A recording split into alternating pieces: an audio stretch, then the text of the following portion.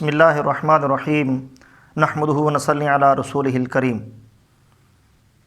میرے عزیز دوستو، آج کل بہت ہی پریشان کن حالات سے لوگ گزر رہے ہیں۔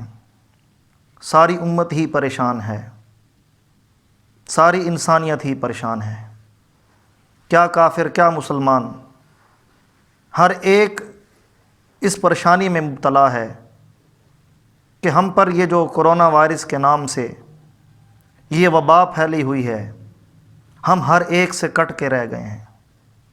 ہر آدمی اپنے شعبے سے کٹ گیا ہے، خواہ وہ کوئی ملازم پیشہ شخص ہے، خواہ وہ فیکٹری کا مالک ہے، خواہ وہ عام مزدور دہاڑی کرنے والا ہے، خواہ وہ کسی بھی شعبے سے منسلک ہے، کاروبار کرنے والا ہے، خواہ اس کی آمدنی کا ذریعہ اس کی زمینیں ہیں، خواہ اس کی آمدنی کا ذریعہ حلال کمائی ہے، خواہ اس کی آمدنی کا ذریعہ حرام ہے، ہر ایک پریشان ہے۔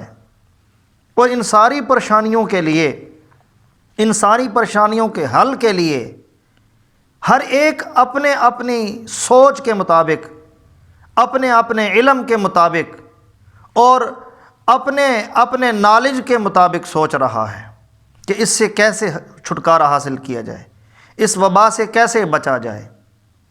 کوئی اس سوچ میں ہے کہ میں اپنی ڈاکٹری کے ذریعے سے، اپنی دوائیوں کے ذریعے سے میں لوگوں میں اپنا یہ شعبہ طب یہ میں کسی طرح اجاگر کر کے اپنا نام کما لوں۔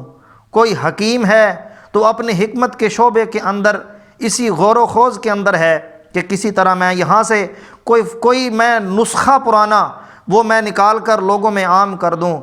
کسی کی بھی نگاہ اس بات کی طرف نہیں جا رہی کہ یہ وبا آئی کہاں سے ہے، کس نے بھیجی ہے، کس وجہ سے آئی ہے۔ ان باتوں کی طرف غور کرنے کی ضرورت ہے۔ عرصہ ہو گیا، اب تو 20 سے 25 دن ہو گئے ہیں، ساری کی ساری انسانیت جو ہے وہ بالکل جو ہے وہ لاک ڈاؤن ہو گئی ہے، بالکل بند کمرے میں بند کر رہ گئی ہے۔ تو میرے بھائیوں، اس سے نجات کیسے ہے؟ حدیث میں آتا ہے کہ 5 چیزوں سے پہلے غنیمت جان لو۔ ان میں سے ایک بات پیارے آقا نبی مکرم صلی اللہ علیہ وسلم نے یہ ارشاد فرمائی کہ اپنی فرصت کو مشغولیت سے پہلے غنیمت جان لو۔ اب سارے کے سارے ہی جتنے بھی جس شعبے سے بھی تعلق رکھنے والے ہیں وہ سارے کے سارے اپنے گھروں کے اندر محصور ہیں، بند ہیں۔ اب ان فرصت کے لمحات کو قیمتی بنانا ہے، اللہ کی طرف سے اس کو غنیمت سمجھتے ہوئے کہ وہ فارغ ہے، اس کو کیسے قیمتی بنانا ہے؟ تو سب سے پہلے رجوع الی اللہ، اللہ کی طرف رجوع کیا جائے۔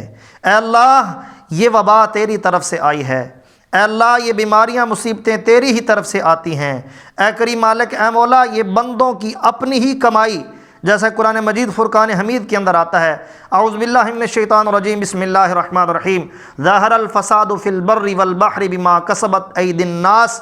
خشکی اور تری کے اندر جو بھی فساد ظاہر ہوتا ہے اس میں انسان کی اپنی کمائی کا ہاتھ ہوتا ہے۔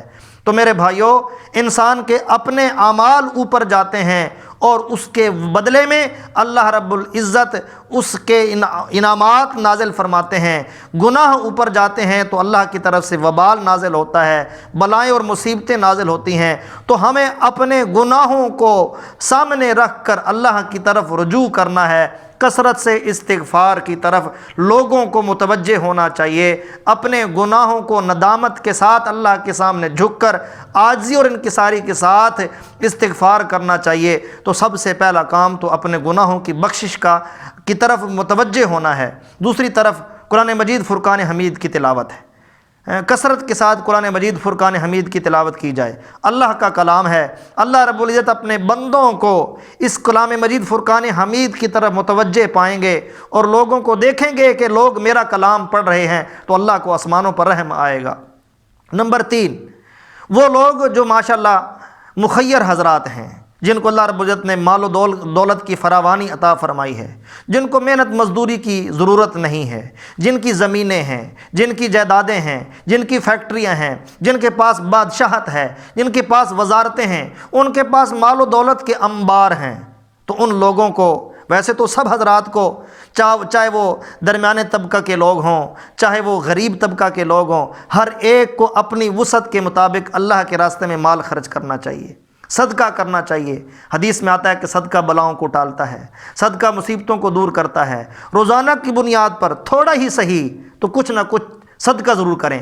تو جو مخیر حضرات ہیں، جو مالدار حضرات ہیں، ان کو چاہیے کہ اپنی آمدن میں سے، اپنی آمدن کے حساب سے غریب لوگوں کے گھروں پر جا کر تلاش کر کر کے ان کے گھروں پر راشن پہنچائیں اور ان کے بجھے ہوئے چولہوں کو بجھائیں۔